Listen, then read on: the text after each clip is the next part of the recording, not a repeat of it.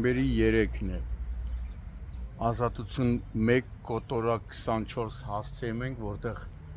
իբրև հյուրանոց կամ հոլիկ շահագործող այս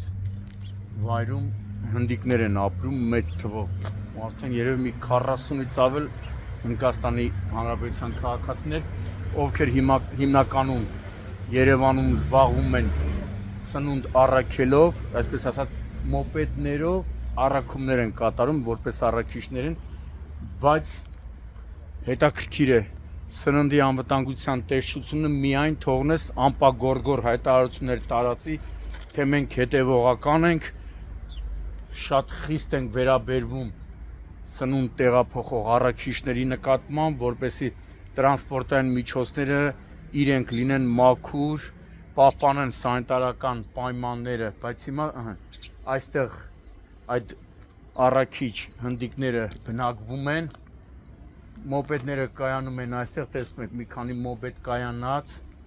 լրիվ խոզանոց, գարշաոտ վիճակ, նայեք տեսեք որտեղ են հնդիկները իրենց մոպեդները կայանում, աղբի մոտ, տեսնում եք, ու այս պայմաններում հեսա դուրս են գալու ու այս խոզանոց փնթի մոպեդներով սնունդ են առաքելու քաղաքացիներին։ Սննդի անվտանգության տեսչություն,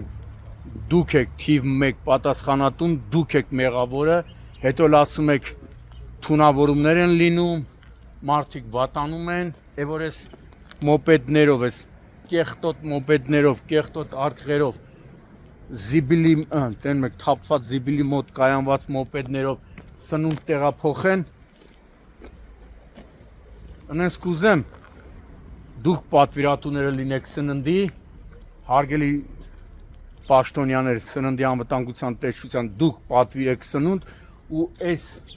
մոպեդներով ձեզ սնունդ առաքեն։